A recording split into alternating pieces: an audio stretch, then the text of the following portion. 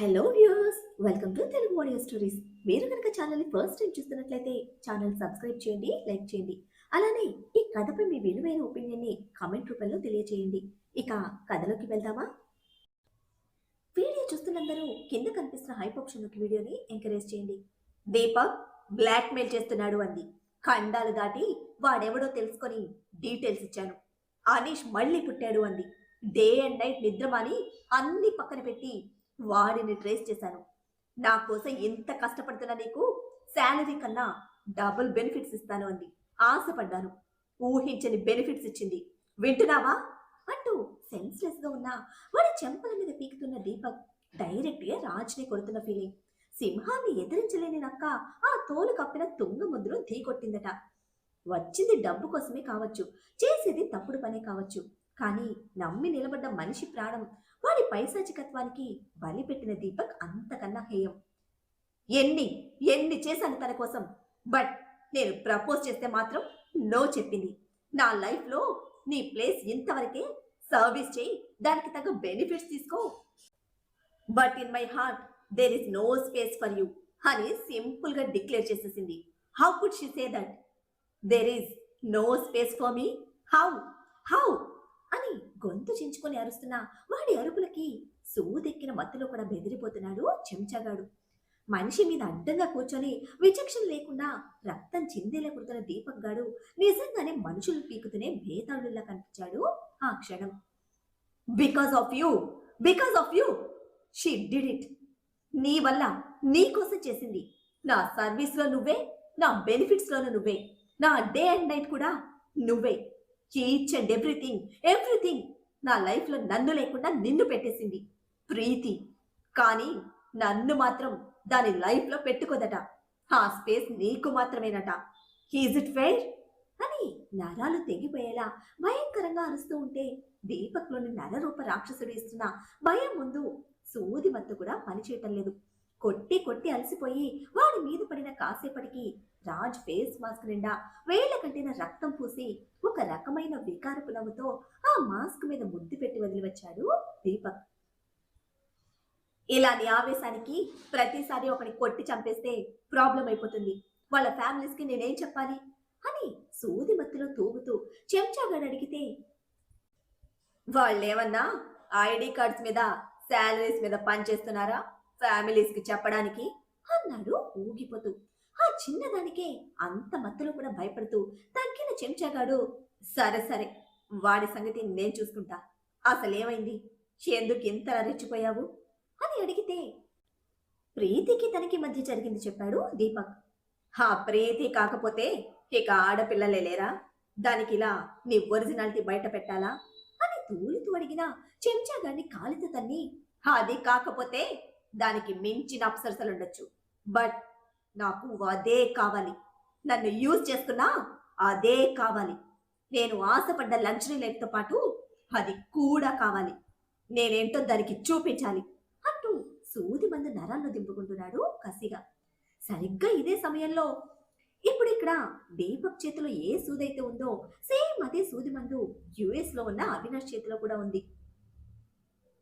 వాడు ఇది వాడుతున్నాడు, నేను చూశాను, ఏంటి అని అడిగితే నన్ను కూడా ట్రై చేయమన్నాడు అని కళ్ళ నిండా నీళ్లు నింపి కోపంతో చెప్పిన చెల్లి నిరుపమ మాటలు అవినాష్లో కొత్త ప్రశ్నలు రేకెత్తిస్తున్నాయి. ఇంతలో ఓపెన్ చేసిన డోర్ సౌండ్ కి ఫాస్ట్ గా ఆ నీడిల్ నిరుపమ ఇచ్చిన కవర్లోనే పెట్టి కబోర్డ్లోకి తోసేసి అది క్లోజ్ చేసి వెనక్కి తిరిగి చూస్తే జెస్సికా. అనీష్ కంగారు గమనించి, ఆర్ యు ఓకే అని అడుగుతూ దగ్గరికి వచ్చిన జెస్సికాతో, I'm completely all right honey, journey వల్ల నువ్వే చాలా టైర్డ్గా ఉన్నావు, రెస్ట్ తీసుకో, ఇక నేను చూసుకుంటాను అంటూ తీసుకువెళ్ళాడు. ఇక మన బలుపు బాబు పూల్ పక్కన కూల్గా ఫైర్ అంటించిన యామిని దగ్గరికి వద్దాం. ఈ రోజు, ఈ నిమిషం, ఈ క్షణం ఇక్కడే గుప్పుమంటూ రేగిన మంటలకి గగ్గోలు పెడుతూ స్విమ్మింగ్ పూల్లోకి దూకేసింది యామిని. ఒంటి మీద ఎక్కడా ఎటువంటి గాయం కాలేదు, అలాగే కొంచెం కూడా మనిషిగా ఆలోచన లేదు యామినిలో. మమ్మల్ని ఎంతలా కాల్చుకు తింటున్నా నువ్వు పురుగులు పట్టిపోతావు అంటూ గుమ్మడికాయల నీళ్ల మీద తేలుతూనే రాజుని ఆడి పసుకుంటుంటే, అమ్మా నీకెక్కడా కాలేదుగా అంటూ తాబేలులా తప్ప తప్ప కొడుతున్నాడు ముఖేష్. ఇద్దరిని అలా చూస్తూ ఉంటే వాటర్ కాదు, పూల్లో పెట్రోల్ పోసి నిప్పు పెట్టేయాలనుంది మన బల్బు బాబుకి. సింగిల్ స్టెప్ తో పైకి పోయే ఛాన్స్ వాళ్ళకి ఇవ్వదలుచుకోలేదు బాబు. అందుకే నిప్పు నీళ్లు పక్క పక్కనే పెట్టాడు. ఒరే మంగళం అని వంకరగా వచ్చిన ఆ గొంతులోని బేస్కి ఒక్కడుగులో దగ్గరికి వచ్చి సార్ అంటూ ఉన్న ఒక్క హ్యాండ్ ఫోల్డ్ చేసుకుని వినయం చూపించాడు మంగళం. ఏంట్రా పార్టీ మార్చేసావా అని ఒక ఐబ్రో రేస్ చేసి అడిగితే బుద్ధి తెచ్చుకున్నాను సార్ అని బుద్ధిగా చెప్పాడు. లాపట్ట పుచ్చుకున్న నీకే చెయ్యి ఇరిగితే కాని బుద్ధి రాలేదు. మరి మినిమం డిగ్రీ కూడా లేని వీళ్ళకి ఏం చేస్తే బుద్ధి వస్తుందిరా అని డ్రామాటిక్ గా ఇండెక్స్ ఫింగర్ తో మాడి సైడ్ రబ్ చేసుకుంటూ అడిగాడు రాజ్. బెదురు భయం, వినయం, వివేకం మిక్స్ చేసిన సైలెంట్ ఎమోషన్ తో క్వశ్చన్ మార్క్ ఫేస్ మంగళం సైడ్ నుంచి. కాఫీ తీసుకుని వచ్చిన పెద్దమ్మ తెల్లారింది మొదలు ఏదీ తినలేదు బాబు మీరు. వాళ్ళ పాపాన వాళ్లే పోతారు. మీరు త్వరగా రండి, భోజనం చేద్దురు గాని అని చెప్పి కాఫీ ఇచ్చి వెళ్ళిపోయింది. పాపాలా? మేమేం పాపాలు చేశామే? అంటే వీళ్ళందరూ పుణ్యాత్ములు అంటూ రాజ్ని చూసింది యామిని. అమ్మ కొడుకులిద్దరినీ సూటిగా చూస్తూ కాఫీ తాగుతున్నాడు గాని చాలా ఇరిటేటింగ్ గా ఉంది ఆ ఫేస్. ఏంట్రా చూపు? ఇప్పుడు నువ్వు మాకు బుద్ధి చెప్తావా? నువ్వేమైనా శ్రీరామచంద్రుడివా సత్యహరిశ్చంద్రుడివా? రోజుకొక దానితో మోజు తీర్చుకోవడానికి పెళ్ళాన్ని చంపావు. ఇప్పుడు నా మేనకోడలు అడ్డు పెట్టుకొని మళ్ళీ బయటకు వచ్చావు. నువ్వు చేసిన తప్పులు నీకు తెలియదు కానీ నా మేనకోడలు మంచి కోరి చెప్పిన మాకు, నా కొడుక్కి బుద్ధి చెప్తావా? ఉన్న మాట అంటే ఉలికెక్కువని అడిగినందుకే మమ్మల్ని చంపడానికి వచ్చావంటే అమ్మో నువ్వు మామూలుడివి కాదు. ఇప్పుడు పెట్రోల్ పోసావు, రేపు తినేదానిలో ఏదైనా పెట్టినా పెడతావు. నువ్వు మా ఇంట్లో ఉంటే ఏ క్షణమైనా మా ప్రాణాలు తీసేస్తావు. పో, ఇప్పుడే బయటకు పో అని ఇష్టానికి అరుస్తూ కొడుకు సాయంతో గట్టు మీదకి చేరింది రాక్షసి గుమ్మడికాయ. తగలబెట్టినా నోరు పారేసుకుంటున్న యామిని మందపాటి మెదడుకి ఇదింతేనా అన్నట్టు కళ్ళు చిట్లించి మంగళాన్ని చూస్తే మ్యానుఫ్యాక్చరింగ్ డిఫెక్ట్ సార్, కొన్ని పీసులు అంతే అని ఇద్దరిని కవర్ చేస్తూ ఆన్సర్ ఇచ్చాడు మంగళం. చెయ్యి విరిగాక నీ మెదడు షార్ప్ అయిందిరా అని షోల్డర్ తట్టి ఖాళీ చేసిన కాఫీ కప్ పూల్లోకి విసిరేసి ఇంకో పెట్రోల్ డబ్బా ఉందా అని అడుగుతూ ఉంటే అమ్మ కొడుకులిద్దరికి సౌండ్ లేదు. పెట్రోల్ లేదు కానీ డీజిల్ ఉంది సార్, జనరేటర్ కోసం 2 డబ్బాలు ఫుల్గా ఉన్నాయి అని చెప్తూ ఉంటే పెట్రోల్ కన్నా చిక్కగా బరువుగా ఉంటుంది. కట్టేసి నిప్పు పెడితే ఈసారి స్ట్రైట్ గా పరలోకానికే పోతుంది. ఒకటి పట్టుకురా అనడమే యామిని గుండెల్లో రైళ్లు పరిగెట్టాయి. కట్టేసి బర్న్ చేస్తే నిజంగానే చచ్చిపోతావమ్మా అని ముఖేష్ తల్లి భయాన్ని పెంచే పనిలో పడితే వేడేంట్రా మన పాలిట యముళ్ళ దాపాయించాడు, ఇప్పుడు ఏం చేయాలి అని అనడమే వాడు వదిలితేనే మనం బ్రతుకుతాం, వదల్లేదంటే కాళ్ళు పట్టుకోవడమే శరణ్యం అని హితబోధ చేయడమే ఆలస్యం. ఎలా కట్టేద్దాం అని డిస్కషన్ చేస్తున్న బల్బు బాబు కాళ్ళ మీద పడి కన్నీళ్లతో పర్ఫార్మెన్స్ స్టార్ట్ చేసింది. ఈ మేరకు ఈగో సాటిస్ఫై అయిన రాజ్ బ్యాక్ స్టెప్ తీసుకొని పూల్ క్లీన్ చేయండి, బర్నింగ్ ప్రోగ్రామ్ పోస్ట్ పోన్ చేస్తా అని చెప్పడమే ఏంటి మేమా అంటూ నోళ్లు తెరిచారు ఆ అమ్మ కొడుకులిద్దరు. ఎస్ మీరే, మీ స్వహస్తాలతో మీరే ఆ కప్పుతో నీళ్లు తోడి ఇంటి చుట్టూ ఉన్న మొక్కలు తడపాలి.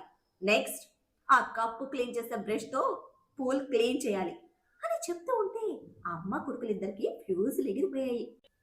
కప్పుతో వాటర్ తోడి బ్రష్ తో పూల్ తోమాలా? హౌ ఇస్ ఇట్ పాసిబుల్ అని ఇద్దరు బుర్రల చుట్టూ పక్షులు గింగిరాలు పడుతూ ఉంటే తేనె కూర్చొని కొవ్వు పట్టించిన నీ రుబ్బురోలు బాడీకి కష్టం తెలియక నోటికి గేర్ ఎక్కువైంది. ఆ గేరే వారసత్వంగా వీడికి ఇచ్చావు అని తల తిరుగుతున్న ఫీలింగ్స్ తో నిలబడ్డ ముఖేష్ ని మళ్ళీ వాటర్లోకి తోసి నువ్వు వాటర్ ఫిల్ చేసేవు, మీ అమ్మ మొక్కలు తడుపుతుంది అన్నాడు ఆర్డర్ వేసినట్టు. నీళ్లలోనే పడి ముఖేష్ ఏడుస్తూ ఉంటే ఇదంతా మాకు కుదరదు, అసలు కప్పుతో ఇన్ని నీళ్ళు ఎలా తోడతారు? మొక్కలకి నీళ్లు పోయడం నాకు తెలియదు, పని వాళ్ళు చేసే పనులు నాకు చెప్తున్నావా అని గోల చేస్తోంది యామిని. కుదరాలి అని యామిని బుర్ర పేలిపోయేలా రాజు గర్జించడమే కుక్కిన పేనల్లే నోటికి తాళం వేసి నీళ్ళుక్కుపోయింది. రాదు కుదరదు అంటే ఎండిపోయిన మొక్కలు కుప్పేసి అందులోనే మీ ఇద్దరిని బూడిద చేసేస్తా పిన్ని. పని వాళ్ళ మీద పడి పెంచిన బాడీనే కదా, వంచి పని చెయ్యి పిన్ని. నాకు కాని మూడొచ్చి డీజిల్ అందుకుంటే నీతో పాటు నీ కొడుకును కూడా జాయిన్ చేస్తా. అక్కడి వరకు తెచ్చుకోకుండా, నా మూడ్ డిస్టర్బ్ అవ్వకుండా నేను చెప్పింది చెప్పినట్టు చేయాలి అని రాజ్ ఎముడిలా శాసిస్తూ ఉంటే ఇక తప్పక తల కొట్టుకుని కొడుకు కప్పుతో అందిస్తున్న నీళ్లు అందుకుని మొక్కలు తడపడానికి చక్రాలు కుర్చీ తోసుకుపోయింది. రాక్షసి రుబ్బురోలు. ఈ పని అయ్యే వరకు వాళ్ళకి తిండి తిప్పలు ఉండకూడదు, ఇంట్లోకి రాకూడదు. తేడా వస్తే వాళ్ళతో పాటు నువ్వు కూడా తోడవుతావు. వాడు వీడని తేడా ఉండదు, తిక్కరేగితే తెలుసుగా అని రాజు సీరియస్ వార్నింగ్ ఇస్తూ ఉంటే, అయ్యా నాకు చాలా బాగా తెలుసయ్యా, నేను చూసుకుంటాగా. నీ తిక్కకు తేడా రాకుండా నేను దగ్గరుండి జాగ్రత్తగా చూసుకుంటా అని గట్టిగా ప్రామిస్ చేసిన మంగళం భుజం తట్టి వెళ్ళాడు రాజ్. అబ్బా, రాజుబాబు పుణ్యమా అని నా కడుపులో వీళ్ల మీద ఉన్న మంటకి పవర్ వచ్చింది.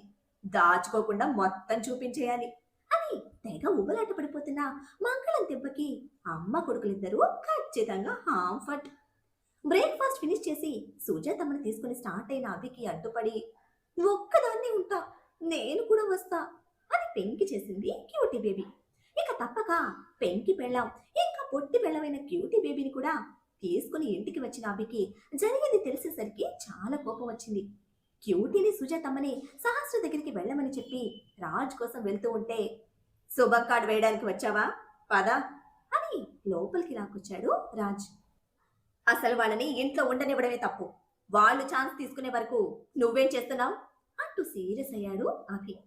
ఒక్క ఇబ్బరు రేస్ చేసి, చిరిగిన చొక్కాకి బొత్తాలు కుట్టుకుంటున్నా అని తనున్న ఇరిటేషన్తో వెంటకారంగా ఆన్సర్ ఇచ్చి సహస్ర కోసం వెళ్తే మానస గారి బడిలో పడుకునుంది హంసపాప.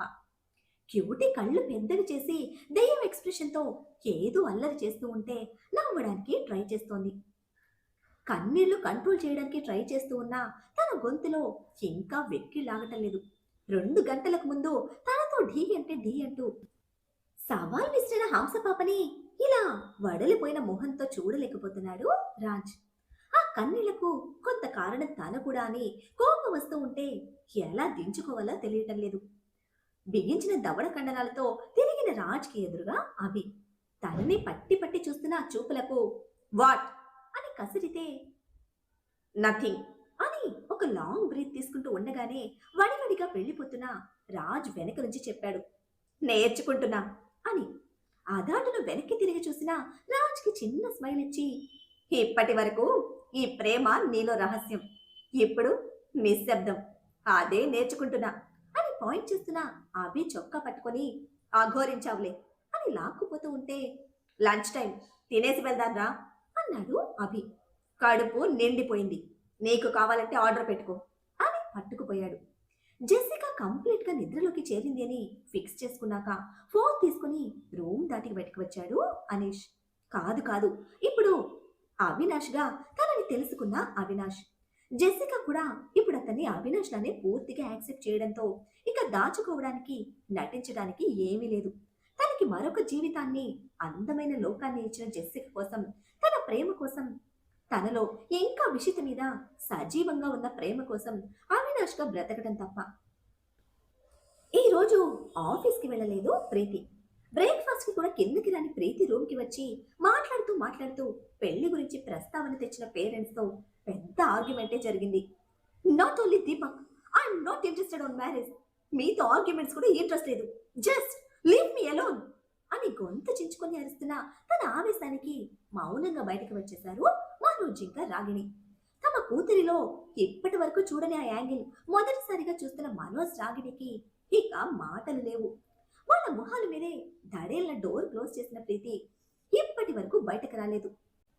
మళ్ళీ పిల్స్ వేసుకొని పడుకున్న తన ఒంటి మీద కేవలం రాజ్ షర్ట్ మాత్రమే ఉంది. ఫోన్ వైబ్రేషన్ కి కళ్ళు తెరవకుండానే ఫోన్ తీసుకున్న ప్రీతి అలాగే ఆన్సర్ చేసి, don't irritate me Deepak, I already told you అని అంటుంటే, హో ఇప్పుడు నీ ప్రయారిటీ మారిందా అని సీరియస్ గా వినిపించింది అవినాష్ ప్రశ్న.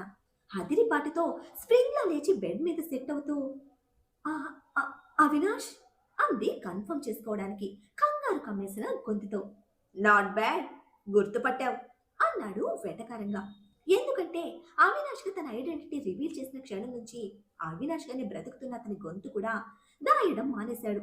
బట్ డిఫరెన్స్ అయితే ఇంకా కొంచెం ఉంది. నీ నీ గొంతు అని ప్రీతి రిపీట్ చేస్తున్న దానికి this is Avinash, not Anish అని స్ట్రెస్ చేసి చెప్తున్న ఆ ఒక్క మాటలోనే అవినాష్ డెసిషన్ అర్థమైంది ప్రీతికి. వే ఆర్ యు అని ఇంకా తగ్గని కంగారుతోనే అడిగింది. నీ దగ్గర దాయాల్సిన అవసరం లేదు. అట్ ద సేమ్ టైం నీకు చెప్పే ప్రయారిటీ కూడా పోగొట్టుకున్నావు. I have only one question for you.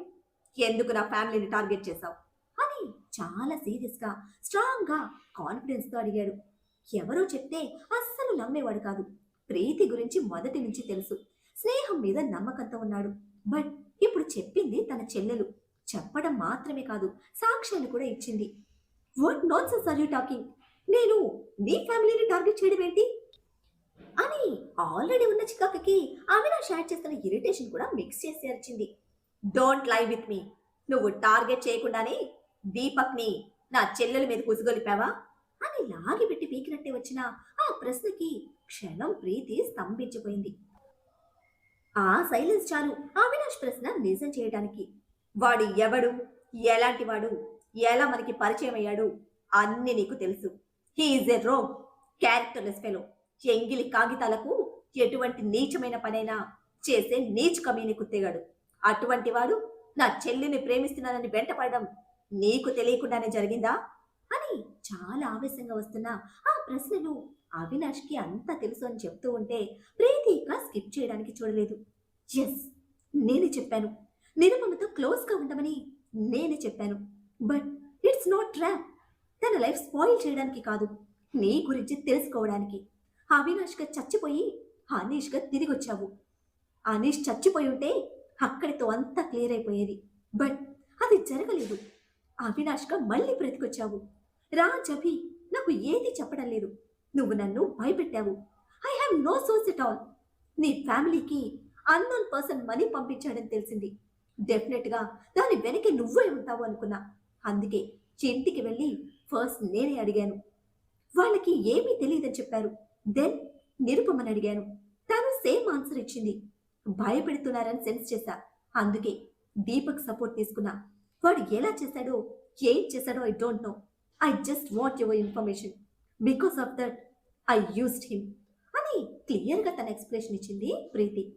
ప్రీతి చెప్పినంత ఓపికగా విని ఎంక్వైరీ చేయడం, ఇన్సల్ట్ చేయడం, యూజ్ చేసుకోవడం, ట్రాప్ చేయడం తప్ప ఇక నా ఫ్యామిలీతో నీకు ఎటువంటి రిలేషన్, ఎటువంటి కన్సర్న్, ఎటువంటి అవసరం లేదు కదా అని స్మూత్ వాయిస్తో స్ట్రెస్ చేసి అడిగాడు అవినాష్. అదే ఎమోషన్లో ఉన్న ప్రీతి, ఆఫ్ కోర్స్, ఇంతకు మించి నాకు ఎటువంటి అవసరం లేదు. అసలు ఎందుకుంటుంది?